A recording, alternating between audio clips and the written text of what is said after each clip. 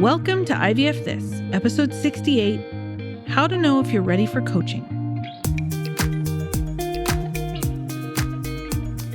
Welcome to IVF This. I'm your host, Emily Ginn. I'm a mother to two beautiful and feral boys. I'm married to my favorite person in the world. I'm a social worker, a life coach, and an IVF warrior.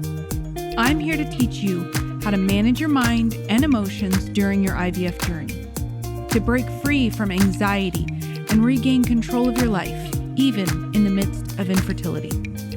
I'm going to teach you to say IVF this to how we think about, talk about, and experience infertility. Let's go. Hello, my beautiful friends. I hope you're all doing so well today. I have gotten some variation of how do I know if I'm ready for coaching question a lot over the last several weeks, either when I do mini sessions or when people reach out to me via DMs. So I thought, what the hell? Why not answer this question on a podcast? So I'm going to do a little bit of myth busting because it's one of my favorite pastimes. And then we can go through a little checklist that you can use to assess your readiness. Now, if you're interested in learning the difference between coaching and counseling, go check out episode number 10 of this podcast from January 2021, where I break down a lot of the differences and similarities and things like that. Okay, so let's jump into the myths. There is this belief that is inside of the infertility community that we have to go through a certain amount of trauma or cycles or something like that in order to qualify for help, right? And I use the word qualify in like the biggest air quotes possible. There's one client that really stands out to me, and she was really hesitant to start coaching because she didn't feel like she had earned it. She'd been on an infertility journey for a couple of years, but in her words, had a tough time, but not like the level of going through fertility treatments. She was a month or two away from starting fertility treatments. I think she was going to do a few rounds of IUI first. And then she found the podcast because one of the Trying to Conceive Facebook groups, and she found it really helpful. But she had this very, very limiting belief that she hadn't paid some sort of due that was required for her. And this has actually happened a couple of times with people that I've talked to. Let me tell you, there's no toll that you have to pay to make you qualified for or eligible for coaching or counseling or help of any kind. There's no qualifications that you have to meet. I have coached women who have not yet gone through fertility treatments and women who have gone through multiple, and I mean multiple, over 10 cycles. You have probably heard me talk about how the stuff that I talk about can be applied in pretty much every area of our lives. I coach and I market within the container of fertility treatments, but pretty much everything we talk about gets boiled down to self-worth and emotional regulation. So there's no rite of passage that's required for coaching. And I'll add another caveat that we don't always have to talk about IVF or fertility treatments. I coach on marriages, family relationship, careers. Again, all of it comes down to self-worth and emotional regulation.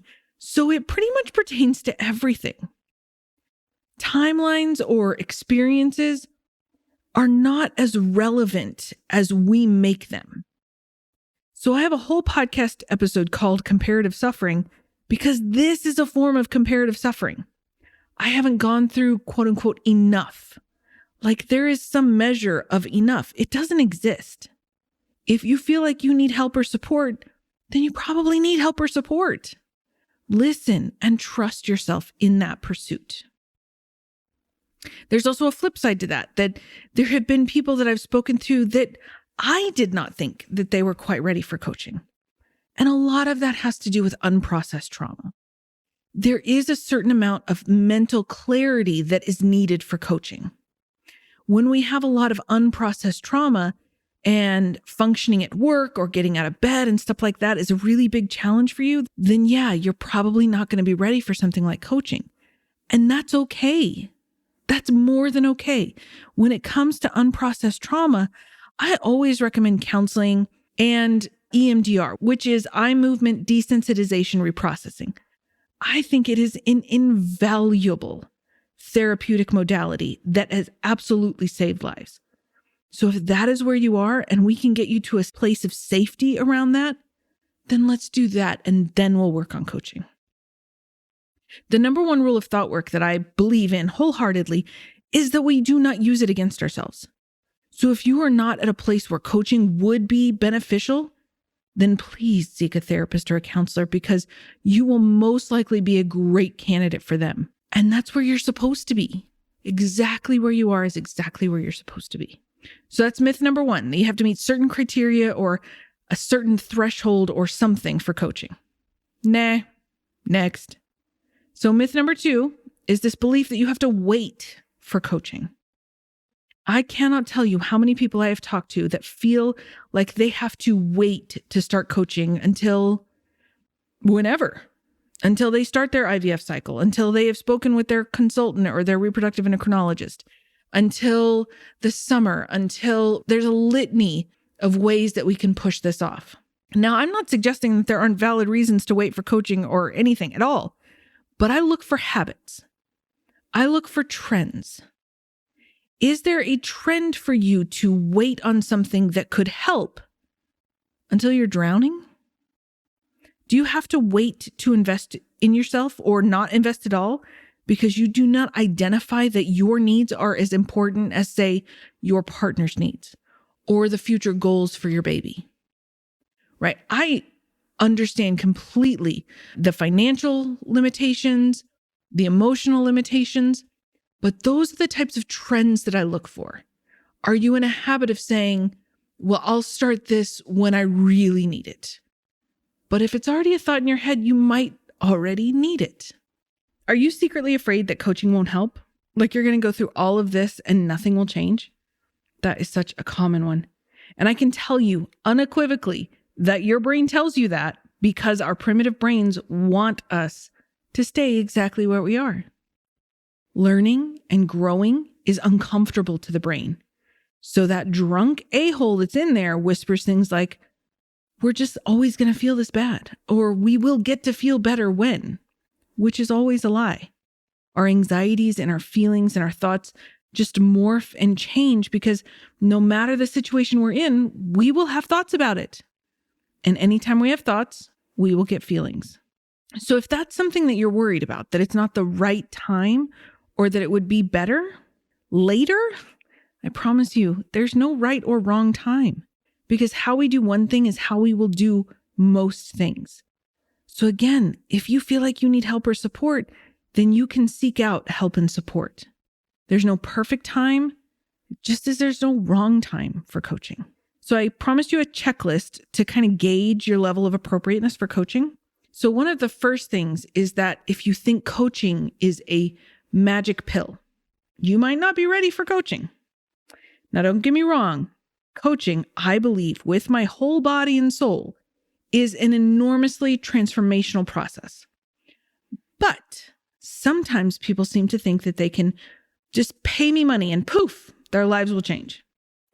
Unfortunately, as much as I wish that it could work that way, it doesn't. Coaching is very much a two-way street. I provide the tools, insights, questions. I provide the coaching, but the participants have to participate in the process. Otherwise, it's kind of like pushing rope. It's not very effective, and it's also not fun for either of us. So if you're at a place where you just really want to throw money at something, but you're not willing to engage in the process, then coaching will probably be a waste of your time. It will be a waste of your money. And so that's definitely something to consider. Nothing wrong if you want to wave money at something and hope it goes away. It's just not going to be effective for you in this scenario. And I would never want to steer you in that direction. You're not ready for coaching if you're crying all day, struggling to spend any time out of bed. You have symptoms of depression that aren't being managed. You're unable to meet your own basic needs, for instance. Maybe you're struggling with hygiene. You're struggling with showers. You're struggling to function. And I don't mean that some days it's hard and you just want to stay in your pajamas all day. I mean that on a consistent, regular basis, it is impacting your life and you aren't at a basic level, a minimum baseline of functioning. If that's you, I highly recommend that you get yourself to a mental health professional. Until you're able to function at the most basic level, what I offer in coaching is just going to be even more overwhelming for you. It will not serve you at all. And then, of course, this goes without saying, but I'm going to say it anyway. If you're thinking about harming yourself, if you're talking about taking your own life or anything like that, you are not appropriate for coaching. This is not for you. If that is you, I'm going to give you a whole nother list. So you are likely ready for coaching if you're in that place where you're functioning, you're surviving, but maybe you're not thriving. Maybe you feel a little robotic, like you're just going through the motions. Maybe you're feeling a little numb. Maybe you feel like you're on an emotional roller coaster and you hold it together in front of people, but when they're not looking, you fall apart. Maybe you're feeling hollow. At least that's how I described how I felt. I felt very hollow, like empty. So I was doing all the things, but feeling very unsatisfied and definitely worried that I was never going to have a good day again, or at least a solid good day, right? There were good moments, but not a good day. Literally feeling like it wasn't possible for me to feel happiness in general. You're probably ready for coaching if you're in the place where you want to be optimistic about the future. You probably believe that it's possible that some people can go on in their journey and have happy experiences, or at least it doesn't take over their lives, or they're better able to manage their emotions around the process. But you're not really sure that that's for you, but you definitely don't know how to do it and you want the help, right? You're probably ready for coaching even if you have doubts. Maybe you have started things like coaching or self-improvement, exercise routines, and then have stopped. And so you've grown to distrust and doubt your capabilities. Doubt's totally normal. If you're genuinely willing to try, even if you're having self-doubt, even if, I've had this conversation so many times too, even if you're like, well, I'm a good starter, but I'm not a good finisher, I always start things and never finish them. Okay. That's part of coaching. That's something that we work on. Why do we do that? Well, we're going to figure that out. Why do we start things and only do them for a brief moment of motivation and then quit on ourselves? How do we increase our ability to follow through? That's part of coaching. It doesn't change unless we change the pattern, and we don't change the pattern unless we understand the pattern, and coaching teaches you how to identify the pattern. Okay, so also, it's okay to regularly cry about your journey and loss. It's fine. Songs are still going to make you cry. Things on TV and movies are going to make you cry. Things are going to make you cry. You're probably going to talk about it, and then you're going to start crying. I think everyone who comes to their first coaching call, mini session, or consult with me is absolutely terrified that they're going to start crying, but it's never a problem. Crying isn't a bad thing at all. Now, if you're crying so much that it's impairing your ability to function, that's different. It's probably a sign of depression, and we want you to get help for that. But still continuing to cry when you talk about your journey or your loss, that's okay. That is okay. We are almost always our own worst critic. And so I think a lot of us out there are thinking, well, I'm not ready for coaching. I don't think I'm ready for it yet. Maybe someday, but definitely not now. But you get to choose. Always. And that's why I always talk about choosing you. Choosing yourself. So many of us stop choosing ourselves during this journey. We are so fixated, understandably so, on the baby and on the family that we forget how important we are. Or some of us maybe have really never known or given credit for how amazing and important we are. But that's what coaching is here for the understanding that you are important. As much as we love our babies and our future babies, as much as we love the picture in our minds, we have to love ourselves just as much. We have to fight for ourselves just as much.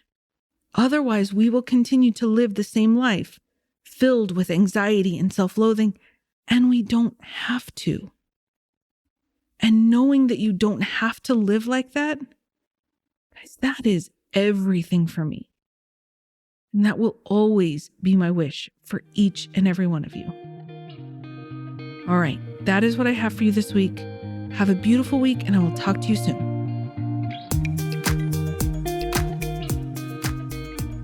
Thank you for listening to this week's episode of IVF This. If you like what you've heard, click subscribe and follow to make sure you don't miss an episode. And if you want to learn more, head over to www.ivfthiscoaching.com to learn how to work together.